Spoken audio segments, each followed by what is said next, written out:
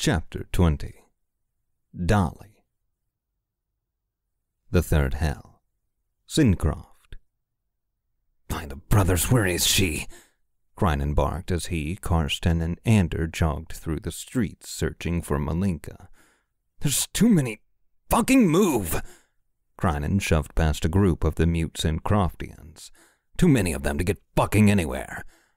My friend, have you considered therapy? Ander asked, turning his head toward Crinan. You seem to have a lot of rage inside you. Perhaps— Shut up, Ander! Crinan snapped. I don't need your help. Ander shrugged, and the trio moved onward, continuing their search for Malinka. We're wasting daylight looking for her, Karsten said as they walked. We only have a small window of time to get to and kill the Croft Keeper. We're not leaving her, Crinan snapped. If we don't find her today, then we try again tomorrow, and there's no fucking daylight here. We're not wasting shit. Fair enough, Karsten replied in a less than jovial tone. But I ain't doing this every day. Go left, Crinan heard Sage instruct in his mind. I should say I'm glad you got my gifts. Sage? Crinan asked aloud. Yes, boy, Sage replied. 'Tis I indeed. I would have spoken sooner, but my account has been compromised and deleted. The act of providing you with protection and weaponry exposed me. 'Tis only a matter of time before Govia finds me. Worry not, though, for I will prevail. For now I am communicating with you via Lucas's account. How are you feeling? Oh, just great, Crinan replied with a roll of his eyes. Why do you even ask that? I understand, Sage chuckled. We will get you out of there soon enough. Keep going down this street. You will come upon an alley on your left shortly. There you will find who I believe to be Malinka. Best of luck, Crinan. We will talk soon. Speaking with your friend again? Ander asked with a smile. Yeah, Crinan said. Malinka's just ahead. How is he? Ander asked. Our great savior, I mean. I'm sure he's fine, Crinan replied. He's not in the hells like us. What a joy, Ander said. I cannot recall what it feels like to be in the real world. Surely it will be a glorious day when we return. Crinan shrugged his shoulders. It's brighter, he said. The brothers do wonders for us psychologically, Karsten added. We're not made to live in the darkness. Speak for yourself, Ander said, referring to his vampire race. I do know that my people thrive when the moon is out. Yeah, Karsten nodded. Your Demarcy shits don't count. The Age of Blood would suggest otherwise, Elf, Ander replied. If I recall my history properly, wasn't it the Demarcy who controlled the world? Yep, Karsten said. And then you lost. To whom on aliens? To people who had no business on this planet, Ander corrected. People who forced their way here and then dissolved a kingdom that wasn't theirs. The Demarcy were the rightful rulers of this world. Not this world, Karsten said. The Globians or whatever are the rulers of this world. Shut up, Crinan snapped. She should be right up here. The trio rounded a corner into the alley that Sage had told Crinan of. Immediately, Crinan spotted Malinka and his heart dropped. Goosebumps formed all over his body and he felt a flush of warmth cascade over him. He wanted to run to her, to scoop her up and tell her that everything was okay and that it would all be fine. But he couldn't allow himself. Instead, he furrowed his brow and stomped forward. Thanks for the fucking help, Malinka, Crinan blurted. Glad to know we can depend on you when shit gets rough. The words seemed to pass right through Malinka. She looked over at Crinan, and while she didn't smile, her eyebrows raised and her eyes seemed to brighten. She hurried over to him and began to open her arms to hug him, but stopped herself. She looked him up and down, noticing the faint blue glowing light, and gently reached out and placed her hand on his arm. Crinan, she said softly as she lowered her head and closed her eyes. I'm glad you made it. Crinan didn't know what to say. He had not expected to be met with anything but hostility from the girl, which was why he came in strong. But there she was, saying nice things. He shifted uncomfortably and awkwardly nodded his head, Yeah, I'm glad you're alive too, was all he could say. I'm sorry I ran. Malinka continued. I thought if I got away and you guys got captured, then at least I could come back and save you. Looks like I should have just stuck around. I'm sorry I let you down. Are you okay? Krynen asked. Why are you being reasonable? Because I'm tired, Krynen. Malinka said with a heavy sigh. It takes energy being mad at you all the time. She gave his shoulder a squeeze and turned to Karsten. Do we still have time to get to the Croft Keeper? Sure. Karsten shrugged in a gesture of apathy. Unless y'all have some kind of other bullshit waiting for you, which wouldn't surprise me. Me either, Ander added. Trouble seems to follow us. Speaking of trouble, who is this young lady you have met, Malinka? Malinka turned toward the other and opened her mouth to speak, but the Ferris stepped forward on her own accord. I'm Dolly, she said with a high-pitched voice. Malinka here? Saved me from a player who was threatening to... Dolly looked down at the ground and shook her head. She's coming with us, Malinka added. She's a good person. I can't leave her here in Syncroft. Not with people after her. Well, I don't give a shit. Come on then. Karsten waved his finger at Krynen and Malinka. Let's get moving. I'm sick of standing here watching these two not fuck.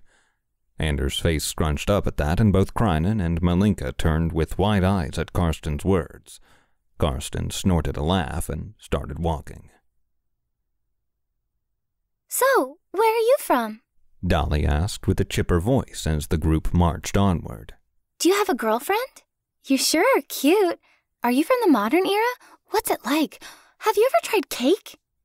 Krynen looked at Dolly with wide eyes. She was already exhausting him. She looked like just any of the other Syncroftians. Dirty, ragged, and tired, but damn, that girl would not shut up. Nah. Krynen didn't know what to answer first. Yes? What's her name? Is she pretty? Is she an elf? I mean, yes, I've tried cake, Krynen replied. Oh, what kind? Dolly's tone elevated. Did it have icing, or was it just a bar? I haven't had cake in so long. Cake was my favorite food. Still is, I guess. I think. I haven't eaten anything but gravelin shit for so long that I don't remember. She laughed nervously and looked over at Ander. I like your mustache. Oh, Ander squeaked with joy. Why, thank you, young lady. Truly, you are a delight to have in our midst. I very much look forward to... Will y'all shut up? We're here. Karsten belted at everyone. Get your guns out. Croft Keeper should be showing up soon. You guys have guns? Dolly asked, her voice suddenly low and excited. There are so few guns in the halls. I remember back in the day when AOC and the church started fighting, everyone had guns. My daddy had guns, but he wasn't my daddy. I just called him my daddy because he gave me money and food.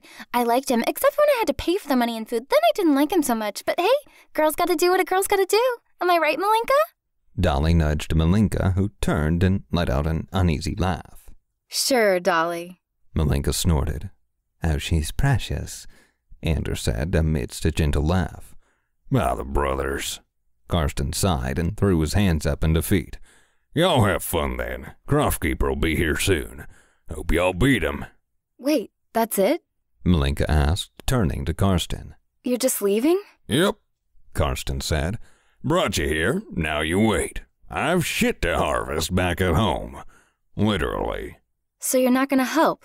Malinka squinted her eyes and took a step forward. After all this, you're just out? Out and never to be heard from again, little lady, Karsten corrected. Y'all have been fun, but contract's done. But I do wish y'all the best. At that, Karsten tipped his hat to Malinka and turned to Krynen and Ander. Good luck out there, boys, he called out to them. Hellsy's a dangerous place. I reckon y'all can manage, though. They turned to leave, and then Dolly hurried up and leaned into him, whispering something into his ear. Karsten paused and then slowly looked at the Ferris. Who the fuck do you think you are? He suddenly snapped and then promptly wrapped his hands around her throat. How dare you? Whoa! Malinka snapped as she burst forward. She planted her shoulder into Karsten's chest, knocking him back and freeing Dolly. That's enough of that. You don't know what you're talking about, you little shit, Karsten growled, pointing at Dolly. I've half a mind to cut your throat here and now. That will not be happening today, Anders snapped, stepping forward. Nobody is cutting anybody. I speak truth, Dolly said, her tone suddenly less chipper and more serious. Your children are not in Syncroft. If you wait for them here, you will never find them. They wait for you deeper, Karsten. Much deeper. Stop it, bitch, Karsten growled. My children are gone. If that's the best choice you can make as a father, Dolly continued, then perhaps you're not deserving of the title. Karsten's nostrils flared and he reached to his side, pulling his revolver free. He swung the weapon in front of him so that the barrel rested on the bridge of Dolly's nose.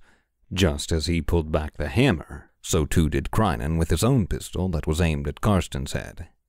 Gun down, Krynen said. That's enough. Don't fight it, Dolly urged Karsten. I know you feared the idea of being able to love again, but I assure you, your family is all together, except for you.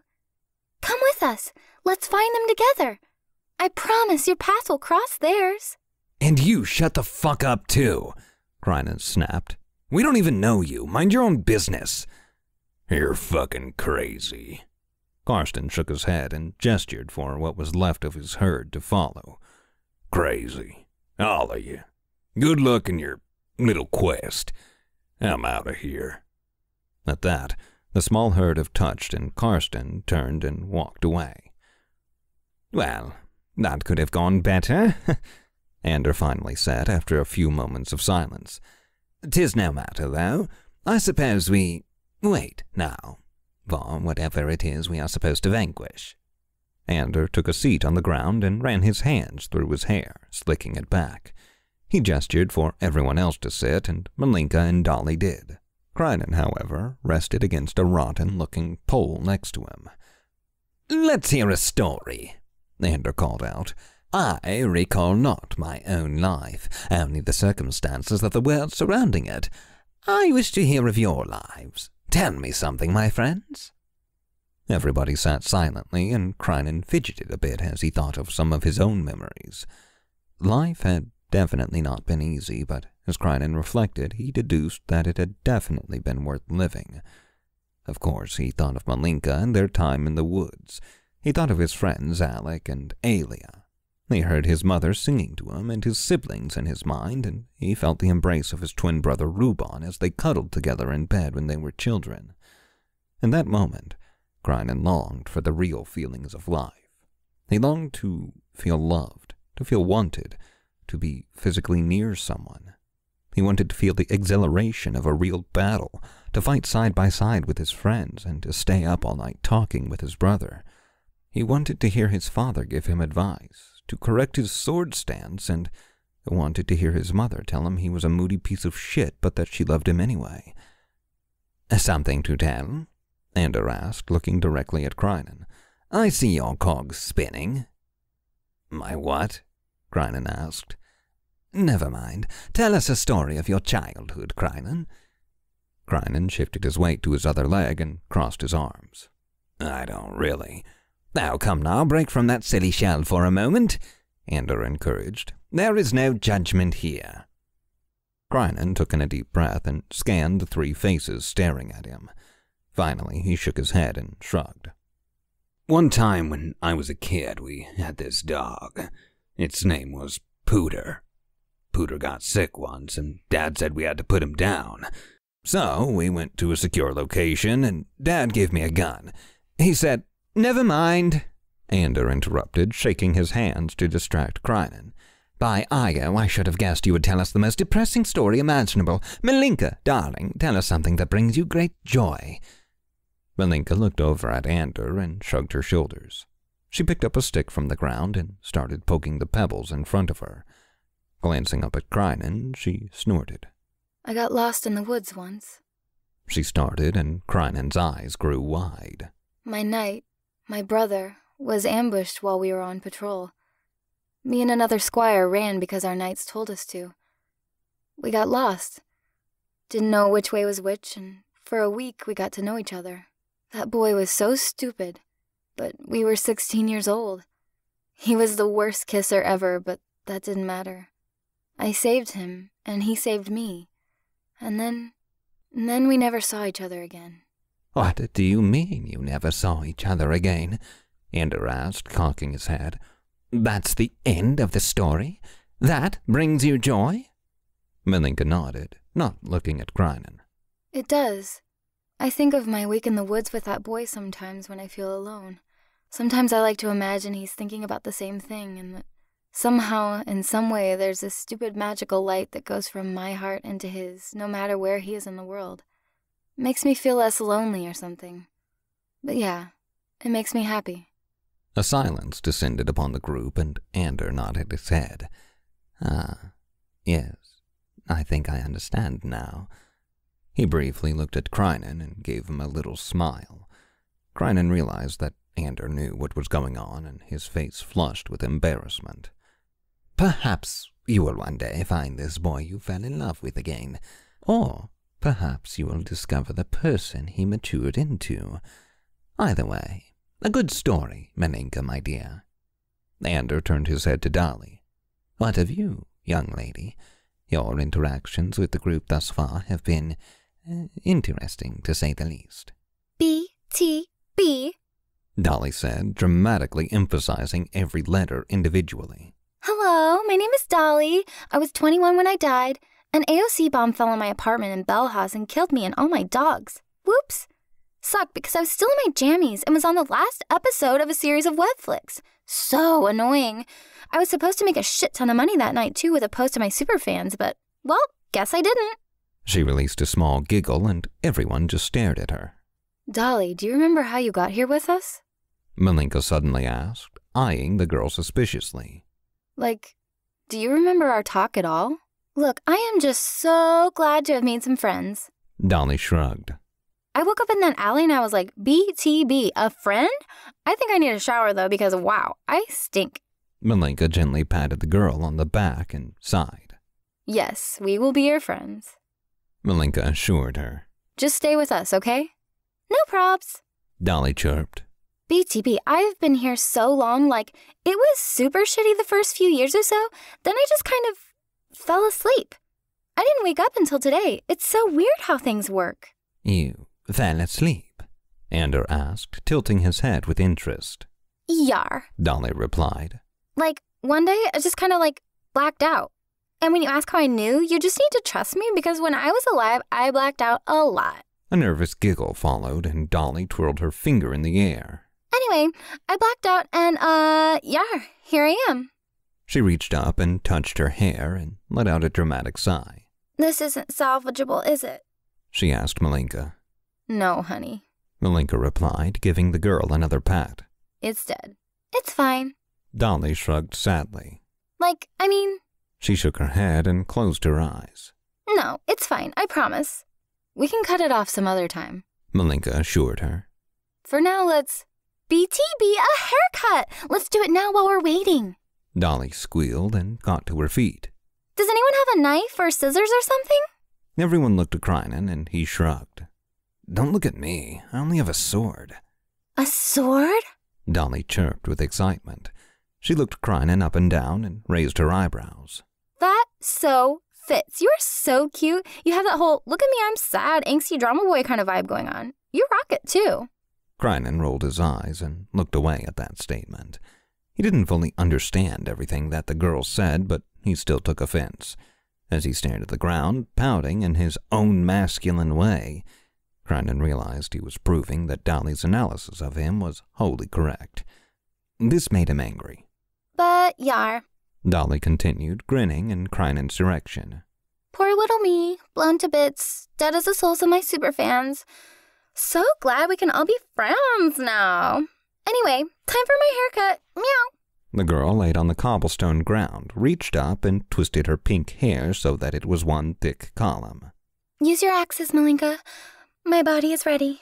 Malinka snorted a giggle at Dolly and pushed herself up to her knees. Okay, She said as she pulled one of her axes from her hip. You need to hold extra super still. I don't want to miss and chop off your head. Bring it on, baby, Dolly said, smiling up at Malinka. Team building exercise, am I right? Malinka giggled again, staring down at Dolly, and nodded her head. Okay, here I go. Don't move. Dolly smiled widely, softly laughing to herself as she squeezed her eyes shut tight. BTB, Malinka, I'm terrified.